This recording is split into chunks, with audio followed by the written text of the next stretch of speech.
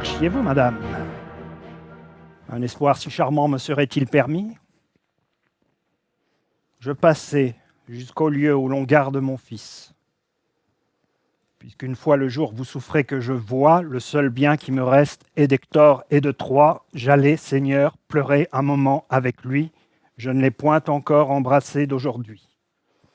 Ah, madame, les Grecs, si j'en crois leurs alarmes, vous donneront bientôt d'autres sujets de larmes. Et quelle est cette peur dont leur cœur est frappé, Seigneur? Quelque Troyen vous est-il échappé?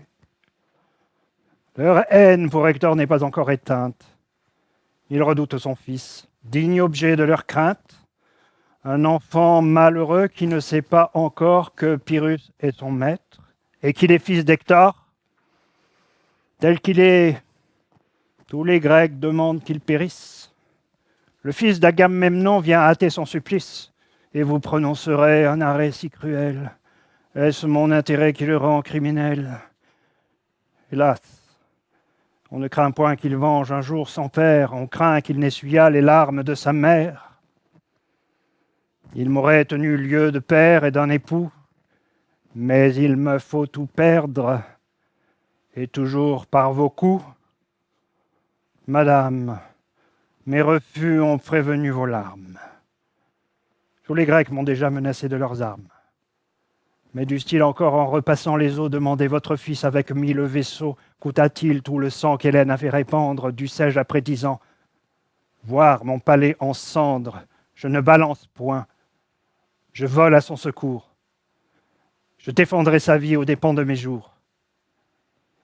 Et parmi ces périls où je cours pour vous plaire, me refuserez-vous un regard moins sévère? Aïe de tous les Grecs, pressés de tous côtés, me faudra-t-il combattre encore vos cruautés? Je vous offre mon bras. Puis-je espérer encore que vous accepterez un cœur qui vous adore en combattant pour vous? Me sera-t-il permis de ne point vous compter parmi mes ennemis? Seigneur, que faites-vous et que dira la Grèce? Faut-il qu'un si grand cœur montre tant de faiblesse? Voulez-vous qu'un dessein si beau, si généreux, passe pour le transport d'un esprit amoureux? Captive, toujours triste, importune à moi-même, pouvez-vous souhaiter qu'Andromaque vous aime? Quels charmes ont pour vous des yeux infortunés qu'à des pleurs éternels vous avez condamnés?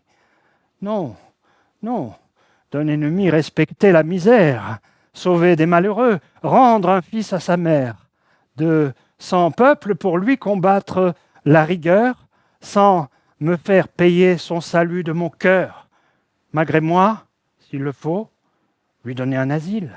Seigneur, voilà des soins dignes du fils d'Achille. Et quoi? Votre courroux n'a-t-il pas eu son cours?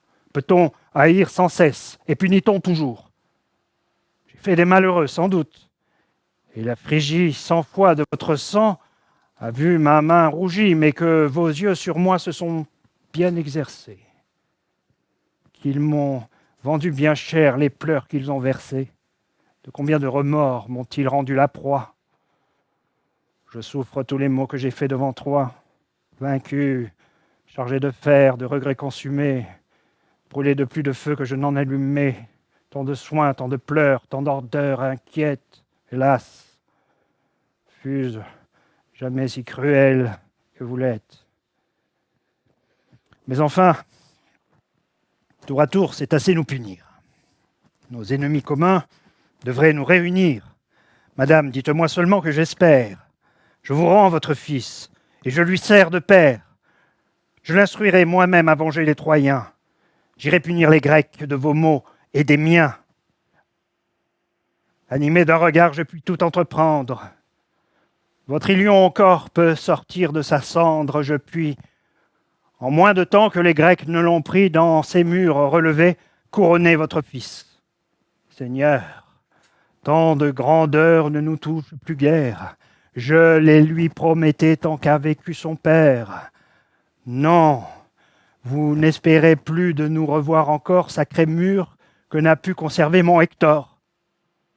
À de moindres faveurs, les malheureux prétendent, Seigneur, c'est un exil que mes pleurs vous demandent. Souffrez que loin des Grecs, et même loin de vous, j'aille cacher mon fils et pleurer mon époux. Votre amour contre nous allume trop de haine. Retournez, retournez à la fille d'Hélène. Et le puis-je, madame? Ah, que vous me gênez. Comment lui rendre un cœur que vous me retenez? Je sais que de mes vœux on lui promit l'empire. Je sais que pour régner elle vint dans les pires. Le sort vous y voulut l'une et l'autre amener. Vous, pour porter des fers. Elle, pour en donner. Cependant, ai-je pris quelque soin de lui plaire?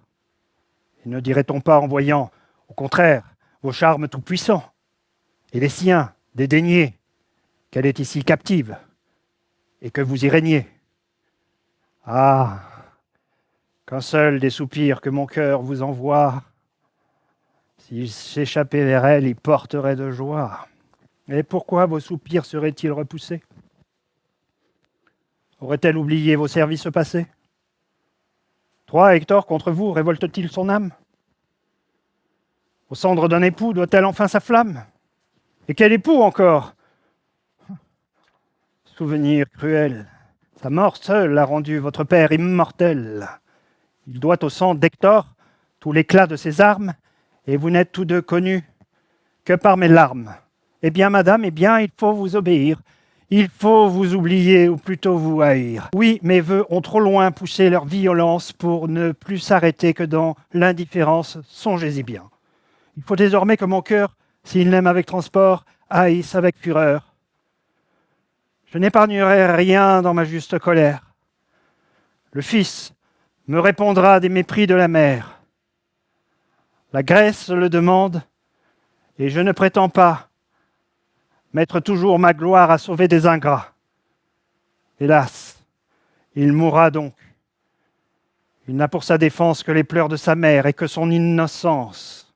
Et peut-être après tout, en l'état où je suis, sa mort avancera à la fin de mes ennuis. Je prolongerai pour lui ma vie et ma misère.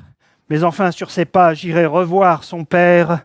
Ainsi, tous trois seigneurs, par vos soins réunis, nous vous allez, madame, allez voir votre fils. Peut-être, en le voyant, votre amour plus timide ne prendra pas toujours sa colère pour guide.